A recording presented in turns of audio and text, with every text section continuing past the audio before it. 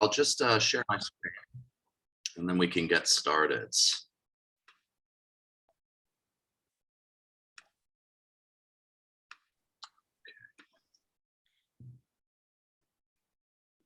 Welcome to Confessions of a Co-Teaching Partnership While Teaching Online.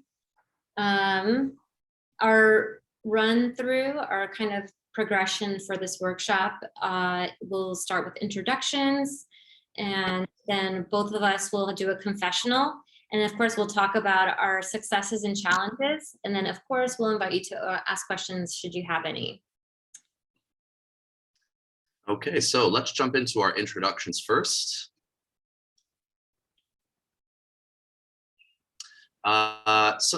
Hello everyone. I'd like to introduce myself. My name is Andrew Creek and I am a secondary humanities teacher. I'm currently teaching English 9 as well as social studies and psychology. I've been working at Concordia for the last 2 years, but living in Vietnam for it's been almost 7 years now, so quite a long time, working at a variety of academies and private schools before making my transition to Concordia. I have taught for about 7 years in total as well. As you can see, I am someone who loves a good conversation and genuine human connections. And for reasons that will soon become apparent to you, I do wish that I could speak Romanian. And I am Ruth Tipei, the secondary EAL specialist. And I said the secondary EAL specialist because I'm the only EAL specialist at the secondary level, and our school needs will reflect that in just a moment on the next slide. I've been at Concordia for 4 years and I've taught for 14, which means that's why I love Prosecco. I'm just kidding. And then because I don't have a lot of opportunity to use my Romanian, I just find myself getting angry in Romanian lately. So it's not how I want to use it, but it happens. And so, Andrew, I too wish you could speak Romanian. Okay. The way I'm going to present the teaching context is from, big picture and then zoom in to all the way down at the classroom level. The EAL program at Concordia adopts the collaboration model, and then of course within that model we have 3 components. So we have the dedicated EAL class, which students take in lieu of a modern language. Then there's the in-class support, and sometimes it looks like co-teaching, and sometimes it's just guest teaching or assisting, or teachers planning a lesson together. And then of course there's the monitor service, where students who are also recently exited are monitored to make sure that language development is still progressing. Now, at the divisional level in high school, we have about 128 students. I think this number is, ballpark, somewhere around there now. And of those 128 kids, only 5 are identified as EAL, and they're in my EAL class at the high school level. So even, just to go back a little bit, even divisionally, this collaboration model that we have, it looks different for each divisional level, elementary, middle, and high school, because the numbers are quite drastically different. So to zoom in even further, at our language arts class, we have 2 of those students, 2 of the 5 EAL students are in our English 9 class, and they receive direct services. And then 2 of our students in there have recently exited and received in-class support. So we're down to 18 in this section of English 9. So we have essentially 4 students who benefit from our co-teaching partnership.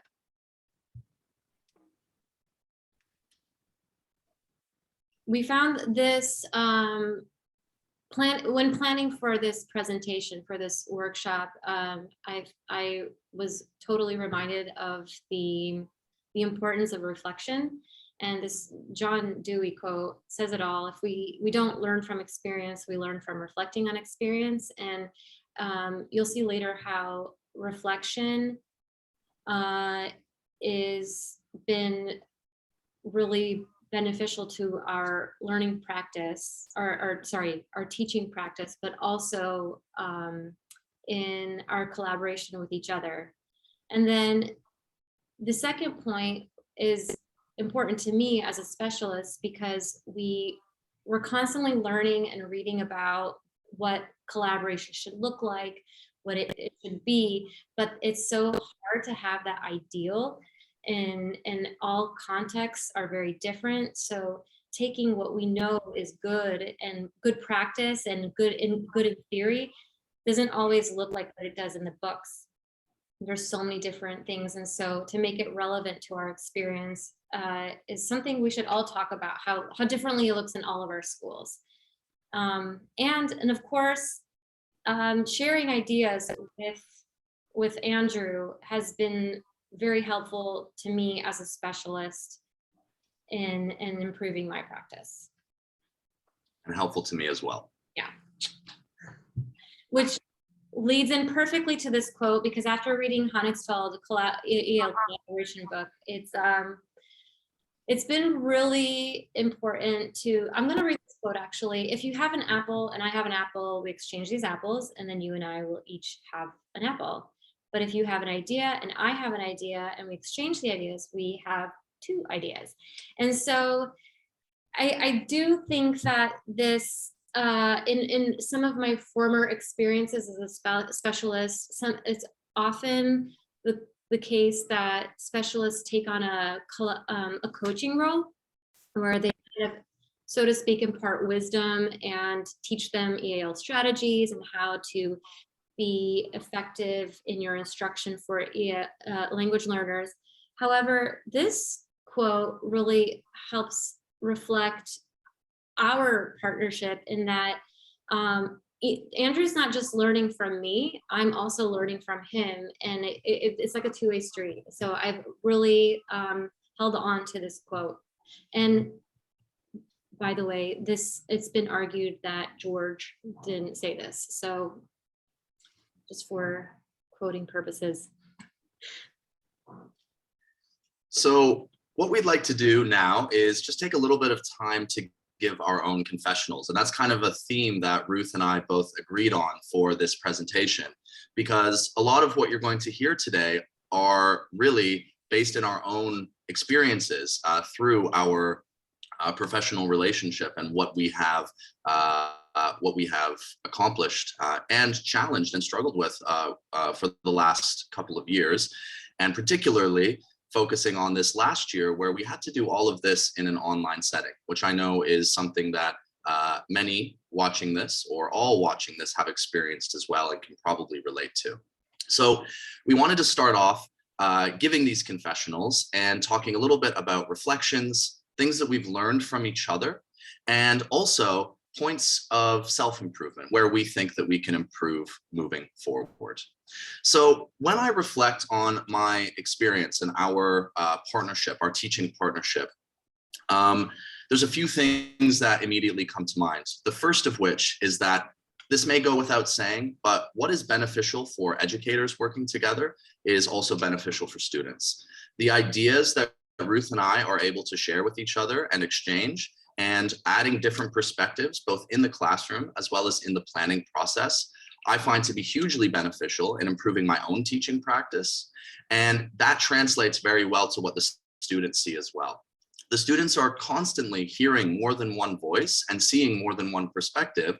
And while Ruth and I are constantly learning from each other, the students are also benefiting from that learning. And that ultimately at the end of the day is our goal. So we're all learning together. And that's what I think is one of the main things that I like to reflect on during our time together.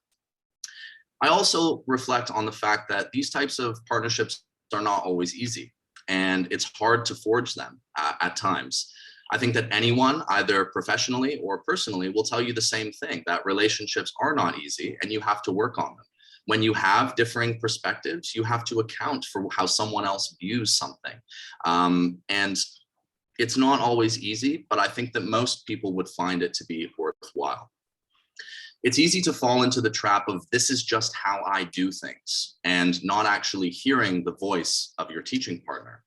But I would urge others, because it's been really helpful for me to get yourself out of that trap. And there may be ways that you're doing things, and that's not to discount those methods, but coming to things with an open mind and making sure that you're always hearing someone else. I find that that is reciprocated. And if you're always listening and always hearing what someone else has to say, they usually return the favor. So there's some things that I've learned from Ruth as well. There's many things, and I couldn't sit here for the entire time and talk about. I could, but I'm not going to. But here are a few of the main things that I've learned from Ruth. One of the main things is that I need to slow down sometimes and recognize the needs of students in my classroom. It's not that obviously I care about all of my students, but at times I lack the ability to see their individual needs when I'm planning, and when I'm, whether it's planning instruction or planning assessments, whatever it might be. And Ruth has taught me to really slow down and consider these needs that exist within my classroom. I've also learned from her that what is typically good for the language learners in our class is good for the group as a whole. And I think that I relate this to a concept that I learned a long time ago, and one that I like to apply is just our universal design, right? So things that we do, accommodations that we make for our language learners do often benefit all students in our classroom. And that's why I find it to be so valuable. And this is a lesson that Ruth has taught me and shown me again and again throughout our partnership. She's also taught me to take things in stride, because like I said, partnerships are difficult at times, and it requires building. Also, we all know as educators that sometimes things don't go to plan in the classroom. And when that happens, you have to dust yourself off, get together with your teaching partner, and figure out ways in which you can do better next time. I've struggled with this in the past, and I've allowed, lessons that have gone badly to get me down, but having someone to talk to about it, reflect on it, bounce ideas off of each other, again, has been really, really beneficial to me.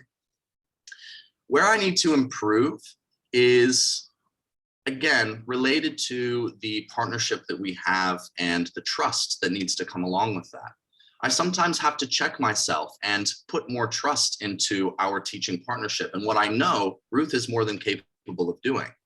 I need to check myself at certain times and make sure that not only am I expressing that trust verbally, but I'm also showing her in the classroom that I trust her ability. And I do. But we all know that words are words and actions are actions. So I need to make sure that I am demonstrating that trust in the classroom when we're there together.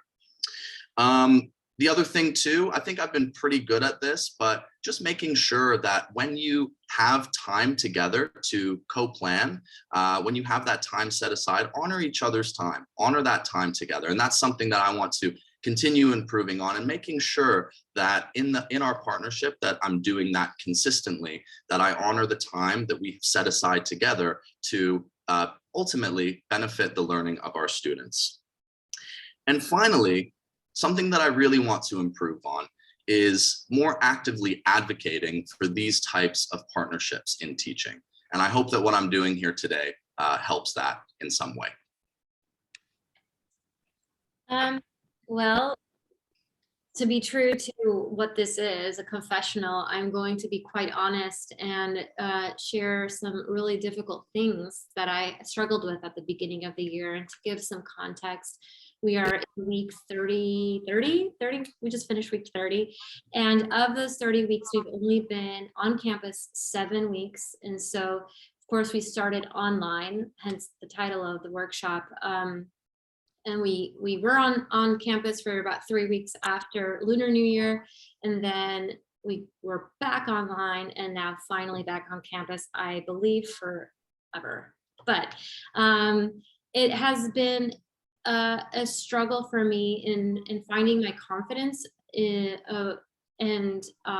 being effective as a specialist and a teaching partner, because I truly find the beginning of the year to be absolutely foundational and a crucial time to establish routines and classroom culture and expectations. And I genuinely, as an EAL specialist, I use the beginning of the year to collect a lot of anecdotal information about what students know and can do, so that I can use that information in my partnership or also in my own teaching practice. So really knowing your students can help your instruction be most effective.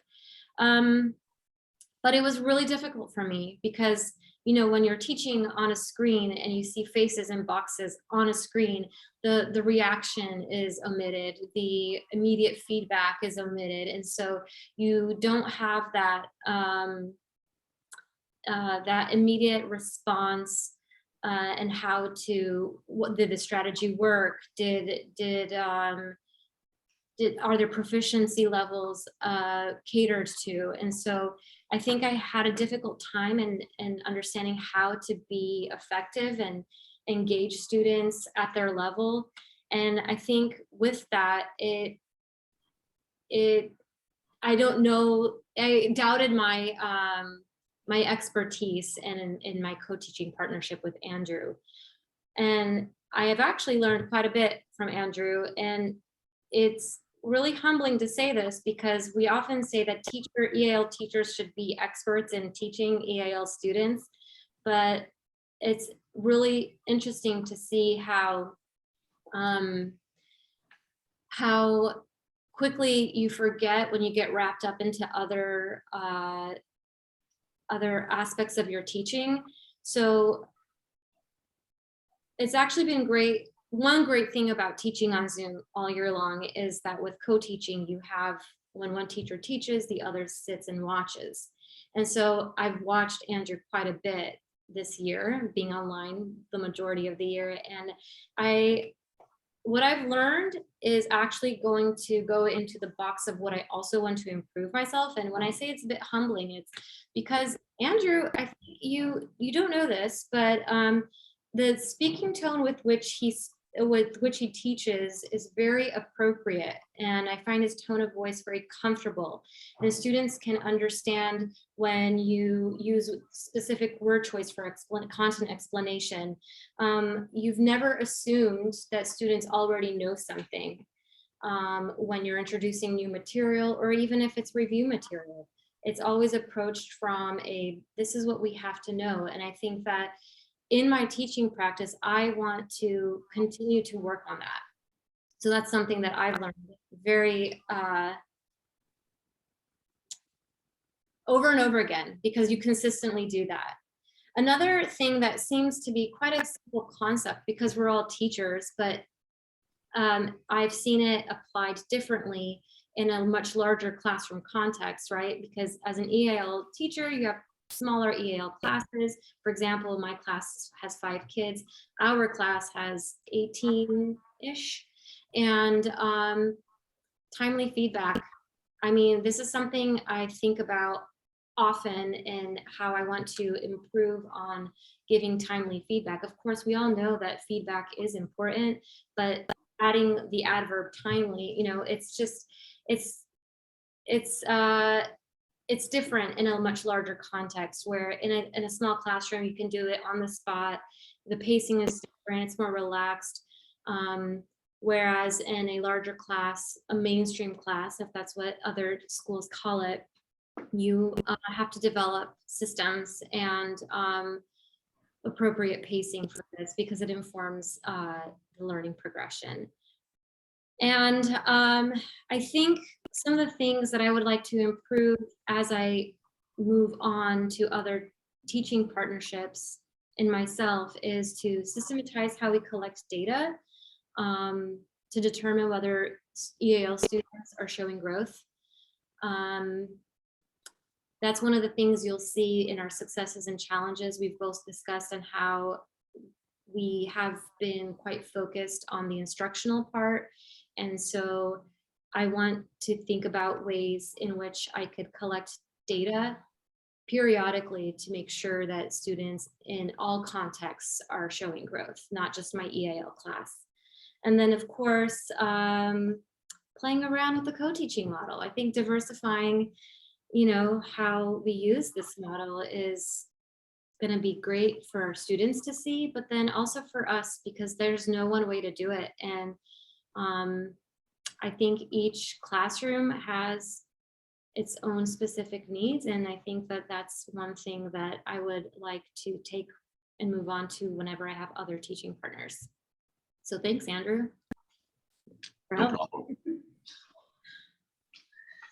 So to move into the next part of our presentation here, we decided to highlight some of the successes and challenges that we've experienced through our teaching partnership, some in general and some more specifically related to our time teaching online as well. Now, while these are some of our personal successes and challenges, we hope that this can maybe help to guide others who are looking to forge these types of partnerships with their colleagues, and hopefully learn from the experiences that we've had. We decided to split up our successes and challenges into 3 separate parts, being structural, classroom, and partnership. When we say structural, what we're referring to is how we operate within the context of our school and its specific guidelines and expectations of the EL program model. Our classroom means not only the way in which we collaborate with regards to our instruction, but also how we develop and foster a certain culture within that classroom and amongst our students. And finally, our partnership focuses on who we are as individuals, but even more importantly, how we function as a duo, as a team. And this is the core of our professional relationship.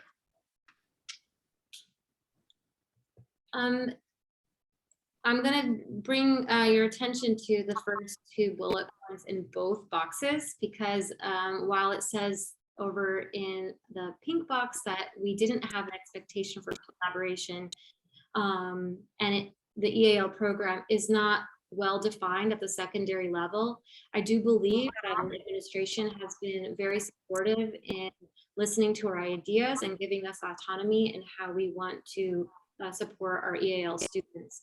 And when we were able to propose a model, and our administration has made it feasible and actually possible when it comes to scheduling our class load and our schedules to where they match up, so we can have not just co-teaching but also a planning block together as well, which has been amazing.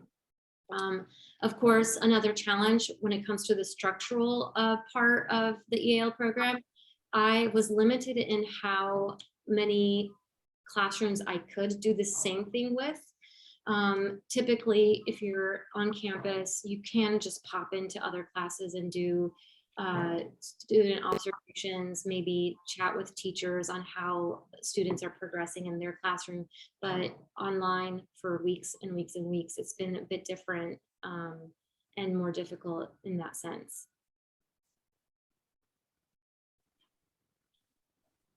At the classroom level, can we go to the next slide? Thanks. At the classroom level, some of the challenges we had, of course, online, I've mentioned that before, it was building classroom culture. You know, I think we've all experienced the like crickets syndrome, where you try to engage students and, you know, there's like nothing. So it was quite difficult. And so, of course, we managed along the way. It just took much longer than it typically would when you've got the social interaction component of a in-person classroom.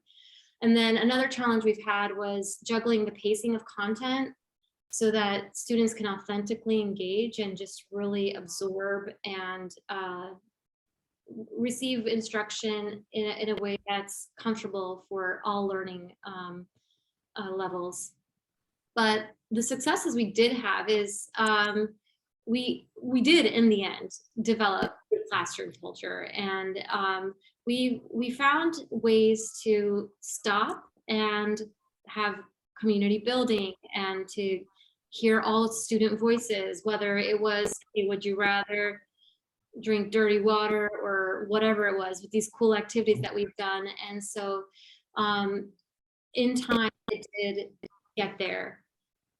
And another thing that I really appreciate, and it was a major success in our classroom that I believe that is sometimes it can be hard to accomplish, is that the teachers don't see me as the EAL specialist and Andrew as their English language arts teacher. We're both their teachers, and it's not my kids, your kids, it's our kids. And I really have appreciated that kind of partnership that we've had. Yeah, and I've really appreciated it as well. And I think that that's something intentional that's come from both of us. And we had to go searching for that classroom culture online, but we found it. We found it. Yeah. So the final level of successes and challenges that we kind of outlined was, again, more related to our professional partnership. And, you know, some of the challenges that we experienced this year are, again, kind of related to what I said in my confessional as well, where, you know, bringing in different perspectives at times, you are going to have a different opinion or a different approach in the way you would like to do something. You know, again, I feel as though I've never felt like I haven't been heard, and I hope Ruth feels the same. So there are ways around this, but it is a challenge nonetheless and needs to be pointed out.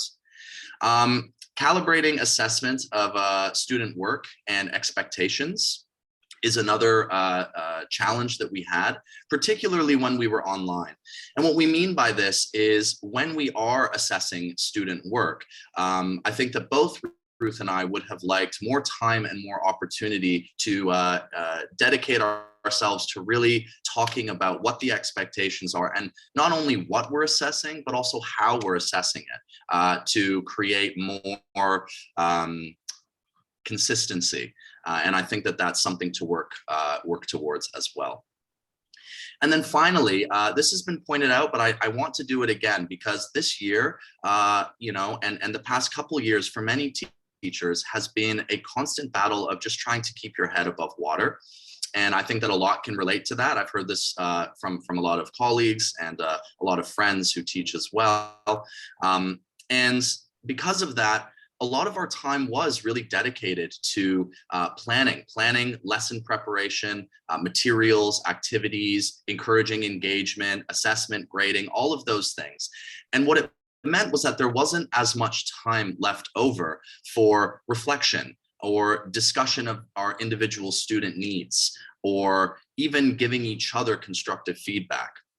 We've both expressed a desire to do this, but time proved to be something that we ran short on occasionally. And there were other things that took up more of our time. But moving forward, this is something that I would like to address in future partnerships. But on the successes, again, students viewed us as equals. And I just wanted to say that again, because that means something not only for the classroom, but also for our partnership. That's important. There's a dynamic that exists there. And if someone is the EAL teacher and the classroom teacher, then the dynamic changes. And I think that Ruth and I were very intentional about not falling into that type of a dynamic and keeping things even and equal. That's how the students view us, and that's how we view each other as well. We co-planned, we co-taught, and we co-assessed together. This course that we did together is truly a product of both of us. It's not mine, it's not Ruth's, it's ours. And I think that that's why we were able to be so successful in our partnership. We were able to maintain our personal teaching styles and combine our strengths, right? And I think that that's the best thing, is you can see an example of how someone else might do things. And if you're open and honest with yourself, and you can be humbled by, you can be humble about it, you can learn so much and really improve your practice. And I like to think that that I have, because of Ruth and because of this partnership that we've had together. And finally, we have found ways to compromise and communicate. We always put the students first. That's number one. Their needs come first. And that comes out in the discussions that we have. I mentioned it before, I've never felt like Ruth hasn't heard me. And I hope that she feels the same way. And that's really important in our partnership. And I think something that we were very successful on. So to wrap up, we would like to give you the opportunity to ask us some questions, and we do mean ask us anything. Remember, this is our personal experience, so everything may not fit in exactly with your teaching partnership experiences, but we hope that at least some of this would be helpful to you as you're looking to forge or strengthen the partnerships that you already have. I guess I see some of your questions, Tan, in the chat box. The classroom culture, I would say, after we started to be frustrated with the crickets, the too many crickets, we started to incorporate like warm-ups that were non-academic, whether it was, social, we would prompt discussion with a question or with a video clip, and then put them in breakout rooms to discuss, and then we would share. We often did silly little activities like scavenger hunts throughout the house. We would do would you rathers. And then once we started our unit that required students to participate in a Socratic seminar, I feel like people were comfortable enough in speaking. So there were lots of little strategies here and there that we've tried. Some worked, some didn't. And I mean, the first day we got back on campus, I feel like these kids have been together on campus the entire time. So no awkward moments there.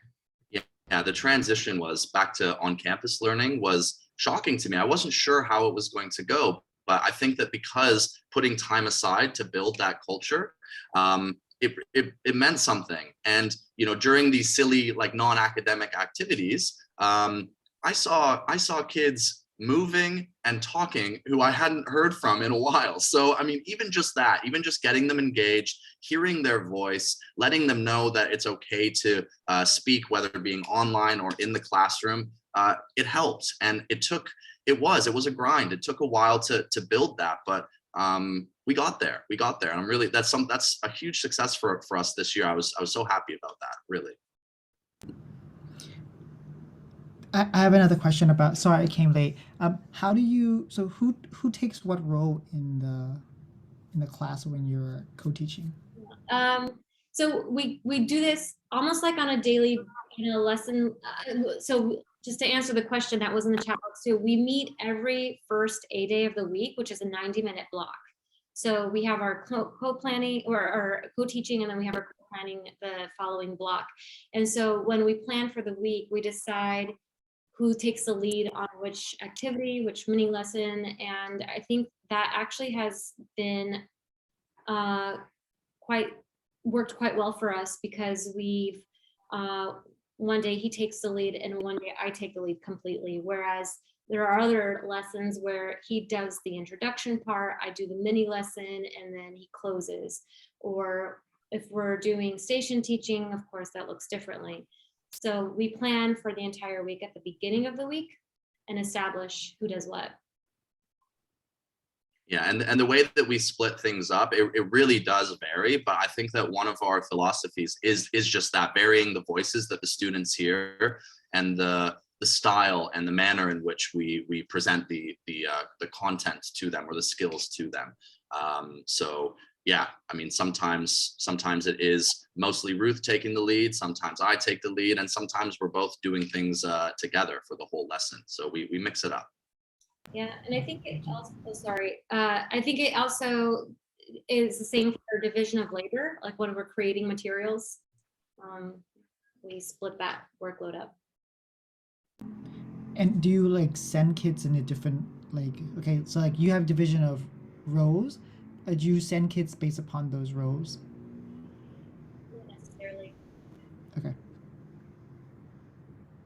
I think I had the privilege to attend both Tan's presentation at the beginning, and I'm sorry I had to leave early, but I had a presentation in the middle. And your presentation, all of these just speak to the importance of planning. We can't accomplish this without effective co-planning.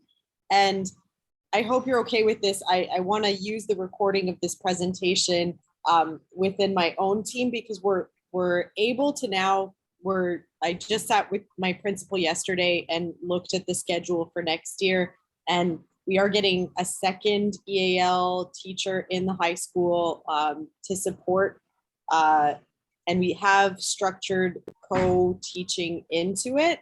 And one of the big victories was that I got the same co-planning block for our department as for English. So we have planning built in, but I think to build a common awareness of how it looks when it works. I have one partnership that sounds quite similar to what you've achieved in this co-teaching partnership. And I feel like that one is working because we do have that equality in the classroom. And it's a tricky thing to attain. So I hope you're okay if I share this presentation. Yeah, absolutely. Please. I saw your request for the activities as well. I'm happy to share anything. Oh, that's great. Yeah. How can we get it from you? If you have an email address that you'd like me to Yeah. use, yeah, I will take that down. And then how often do you co-teach together? Like in a week? Like let's say that Andrew, you have you see them 3 times a week. Does Yeah, Ruth well, go it's to class? it's like a flip day, so A days and B days. So the most we would see them in a single week would be 3, and then in other weeks we would see them 2 times. But every time Ruth and I are co-teaching, so every Wow. time that we see them in the classroom, we are together. Well, that's impressive. That's cool. And I wouldn't want it any other way. It's been a huge help, honestly, the last 2 years. So this is what I mean. I want to advocate more for partnerships like this. So I'm thrilled that you would like to use our video as an example. That makes me really happy. So Thanks for joining us today. And if you have any other questions, please email us. Okay. Thank you so much. Thank you so much. thank you as well. Have a great day. You too. Bye bye.